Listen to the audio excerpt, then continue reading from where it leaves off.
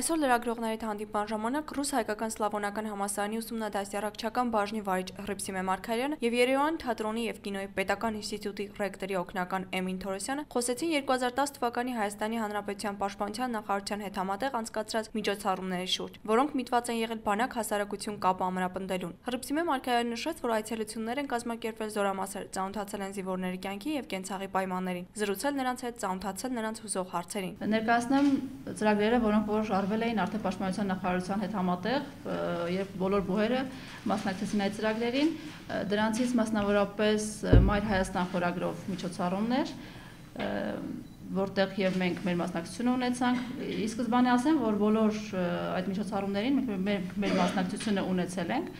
Երկրորդը դա բանակ են գնում խորագրով միջոցառումներ, բուհերի ներսում, որ պետք է կազմակերպվեր, այն շատ մեծ շուկով ընդունվեց եւ կարծում եմ, որ այն ջերմությունը, այն հայրենասիրական ոգին, որ մենք ձգտում էինք հասցնել հանդիսատեսին, ուսանողին, կարծում եմ, որ հասանք մեր նպատակին։ Հաջորդը դա եռաբլուր այցելություններ, նույնպես շատ լավ անցավ։ Հաջորդը այցելություն զորամաս էր։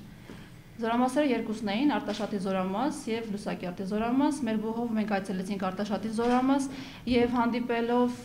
եւ տեսնելով մեր զինվորներին, գիտեք, ես իմ կողմից կարող եմ ասել, որ եւս մեկ անգամ համոզվեցի, որ բանակում տվյալ առումով հենց այդ զորամասում կա ուժ, կա հայրենասիրական ոգի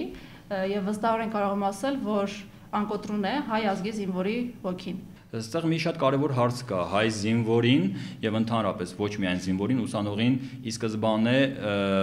ներկայացնել նախ քո պատմությունը, մեր պատմությունը, որ ինքը մի բան հասկանա։ Սեփականատիրոջ եսի գիտակցումով գնա բանակ ու ծառայի իր համար, իր պետության համար, որովհետև երբ որ չի լինում ստեղ, չի մանում ինչի համար է ծառայում, ի սկզբանե չի մանում, որ իր հասակակից ընկերներն են ժամանակին գնացել Արցախյան պատերազմ, այն ժամանակ է, որ այդ տղաներն են մասնակից եղել այդ պատերազմի ու իրենց շնորհիվ է, որ այսօր մենք ունենք հաղթանակած պետություն, հաղթանակած բանակ։ Այսօր ամենակարևորը ոչ թե զինտեխնիկան է,